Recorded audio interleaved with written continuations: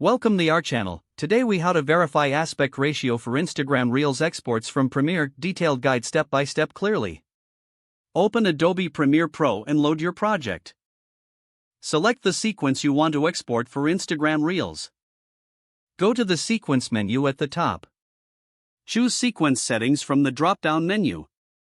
In the sequence settings window, check the frame size parameters.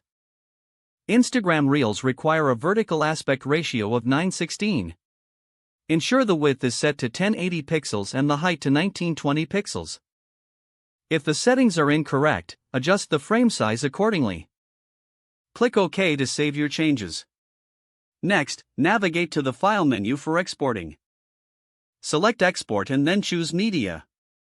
In the Export Settings window, confirm the format is set to H.264. Under Preset, select Match Source High Bitrate. Look for the output name at the top to choose your file destination. Scroll down to the Video tab in the Export Settings. Ensure that the width and height remain set to 1080 by 1920 pixels. Check that aspect setting to confirm it is set to square pixels.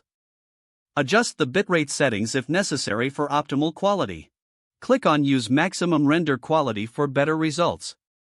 Once satisfied with your settings, click Export to begin the process. Wait for the export to finish before locating your video file. Now your video is ready to upload as an Instagram Reel. If the page does not load, refresh the browser or try again in a private or incognito. Make sure you are using the correct email address, then retype it carefully to avoid small typos. If your password is not accepted, use the reset option and create a new strong password you can remember. Check your spam folder for verification or security emails, then complete any requested confirmation steps. Enable two-factor authentication if available to improve account security and reduce unauthorized access risk. After signing in, review your profile details so your contact information and settings are accurate and current.